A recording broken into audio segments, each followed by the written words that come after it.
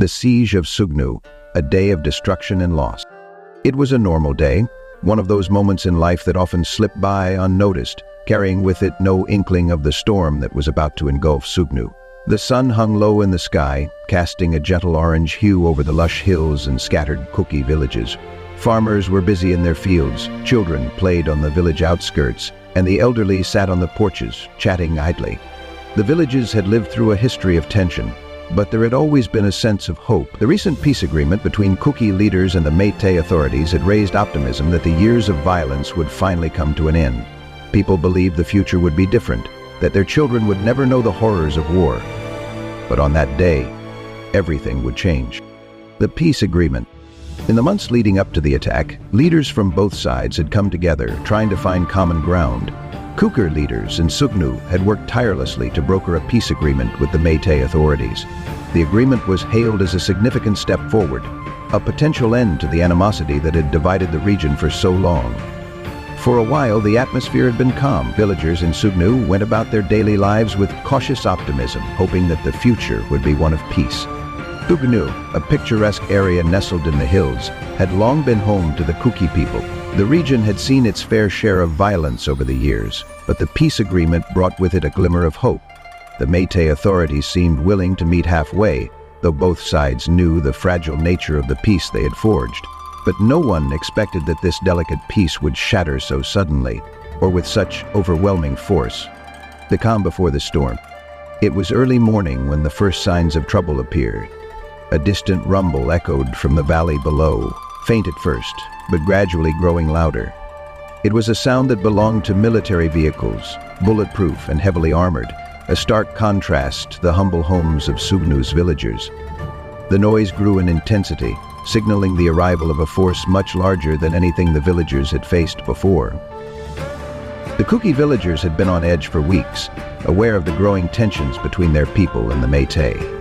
Rumors of military movements had circulated, but no one anticipated that the attack would come so soon or with such overwhelming force.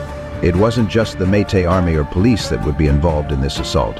There were reports that Meitei terrorists, armed with high-powered weapons and fortified vehicles, were leading the charge. The peace agreement, once seen as a victory, had now become a fragile memory, a paper that could no longer hold back the tide of violence.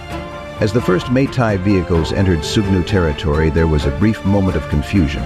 Villagers who had heard the approaching sounds gathered in the center of the village, unsure whether to flee or stay and defend their homes. The Meitei forces had come prepared for battle. They were armed with modern weaponry, automatic rifles, grenade launchers, and even rocket-propelled grenades. They wore bulletproof vests and helmets, a far cry from the makeshift defenses the villagers could offer.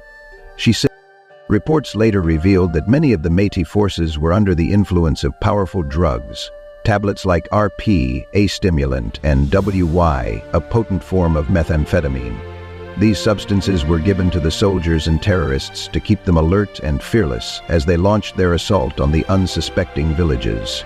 The drugs dulled their senses and emboldened them to commit atrocities they might never have considered under normal circumstances. It was clear that the Meitei were not just attacking out of military necessity, but with a bloodlust fueled by substances that warped their very nature. The attack. The Meitei forces descended on the villages like a storm. The Kuki villagers, though brave, could not hope to resist such an overwhelming force. The bulletproof vehicles roared through the narrow streets of Sugnu.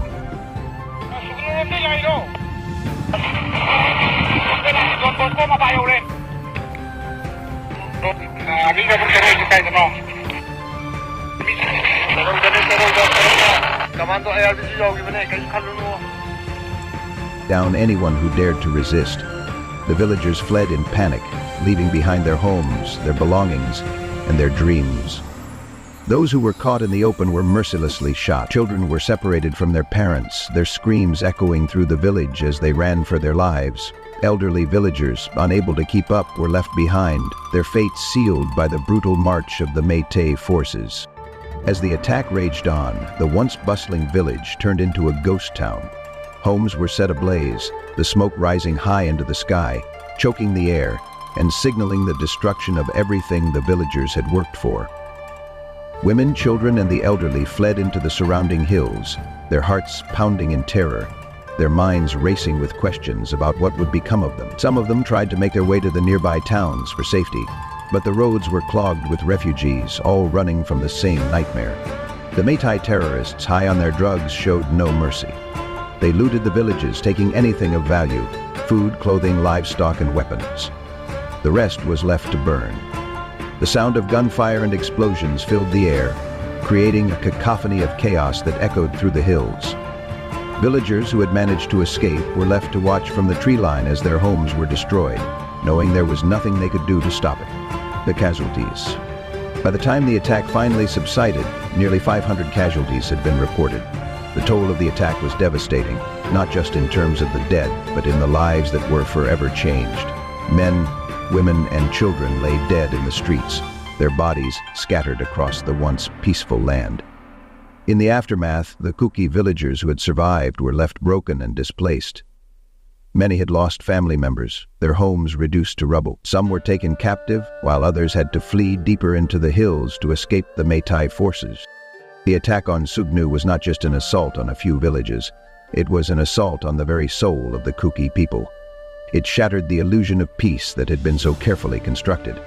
The survivors were left with nothing but the bitter taste of loss, anger, and fear. And yet, despite the horrors they had witnessed, there were those who still held on to hope. Hope that one day they would be able to rebuild, to reclaim what had been taken from them. The aftermath. In the days that followed the attack, the full scale of the destruction became clear. The bodies of the dead were collected, but there were no ceremonies, no memorials, only the quiet, somber process of identifying the victims and burying them where they had fallen. The survivors struggled to find shelter, food, and water, with no assistance from the authorities. The Meitei forces had pulled back, but the damage had been done. The peace agreement, once a symbol of hope, was now a distant memory. The Meitei government, despite their initial promises, had not intervened in the violence. The Kuki leaders, who had tried so hard to broker peace, were left to pick up the pieces, knowing that the trust between the two communities had been irrevocably broken. In Sugnu, as in many other Kuki villages, the scars of the attack would remain for generations.